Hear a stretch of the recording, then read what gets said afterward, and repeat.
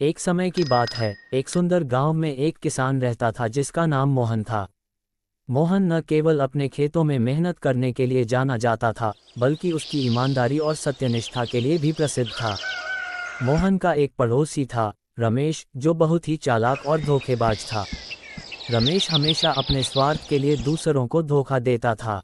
एक दिन रमेश ने सोचा कि अगर वह मोहन को फंसा सके तो उसके खेत भी हड़प सकता है। उसने एक योजना बनाई और गांव के सरपंच के पास गया। उसने सरपंच से कहा कि मोहन ने उसके खेत से सोना चुराया है।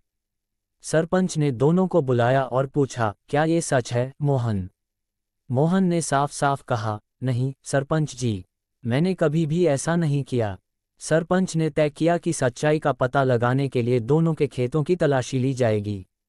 रमेश ने अपने खेत में पहले से ही कुछ सोने के सिक्के छिपा दिए थे ताकि मोहन को फंसाया जा सके। तलाशी के दौरान सरपंच को रमेश के खेत में सोने के सिक्के मिले और उसने मोहन को दोषी ठहराया। मोहन को जेल में डाल दिया गया, लेकिन उसने हार नहीं मानी। मोहन ने ईश्वर से प्रार्थना की और सच्चाई की जीत की उम्मीद में रहा। उसने सरपंच से कहा, मुझे मोहन के खेतों की तलाशी लेने दीजिए। सरपंच ने सहमति दी और बुद्धिमान व्यक्ति ने मोहन के खेतों की गहराई से तलाशी ली।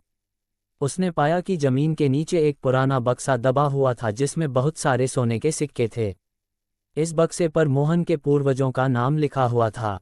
बुद्धिमान व्यक्ति ने सबको बताया कि मोहन के पूर्वजों ने ये सोना यहाँ छिपाया था और मोहन निर्दोष है।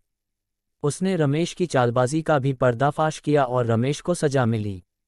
गांव के लोग मोहन की ईमानदारी और सत्यनिष्ठा की प्रशंसा करने लगे।